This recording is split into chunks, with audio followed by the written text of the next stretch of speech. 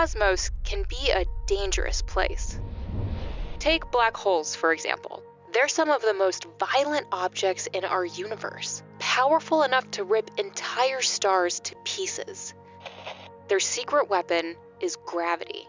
You see, the more mass you can shrink into a small space, the stronger your gravitational force will become. To make Earth into a black hole, for instance, you'd have to shrink it to less than an inch across. But real black holes are much larger than that and pack way more mass than Earth. Here's just how big black holes can really get. There are 3 common types of black holes.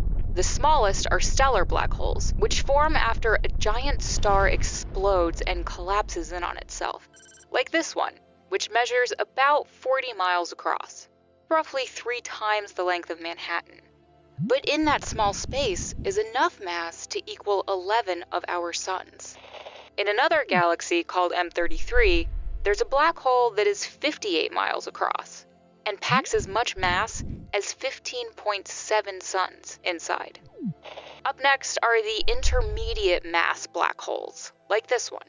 At 1,460 miles across, it's nearly large enough to stretch from Florida to Maine, and according to some calculations, contains the mass of 400 suns.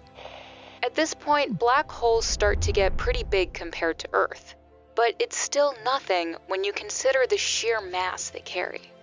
Take this black hole, for example. It's nearly twice the size of Jupiter, spanning a region about 172,000 miles wide. But inside is as much mass as 47,000 suns. But these black holes are nothing compared to supermassive black holes, like Sagittarius A star, which lives at the center of our Milky Way galaxy. It covers a region about 14.6 million miles in diameter. That's roughly 168 Jupiters across. And inside is the same amount of mass as 4 million suns combined. Now, that may sound big, but Sagittarius A star is small compared to other supermassive black holes.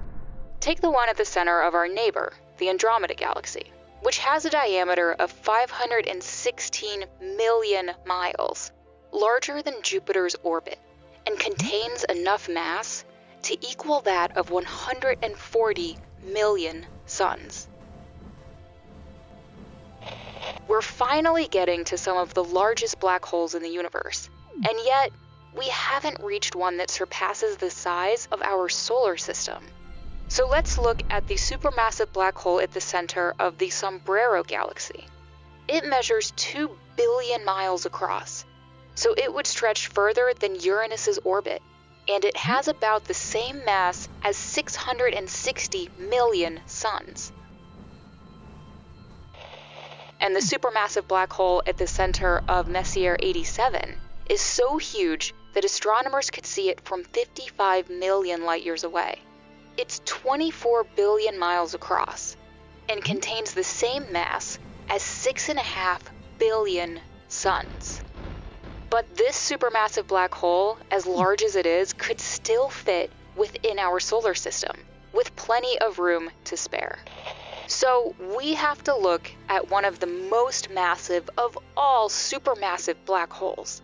It has a diameter of about 78 billion miles. For perspective, that's about 40% the size of our solar system, according to some estimates.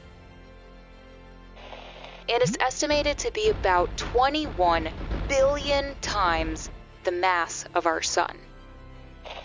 So there you have it. Black holes can be millions of times larger than suns and planets, or as small as a city. It all depends on how much mass is inside. Turns out, when it comes to the cosmos, size isn't the only thing that matters.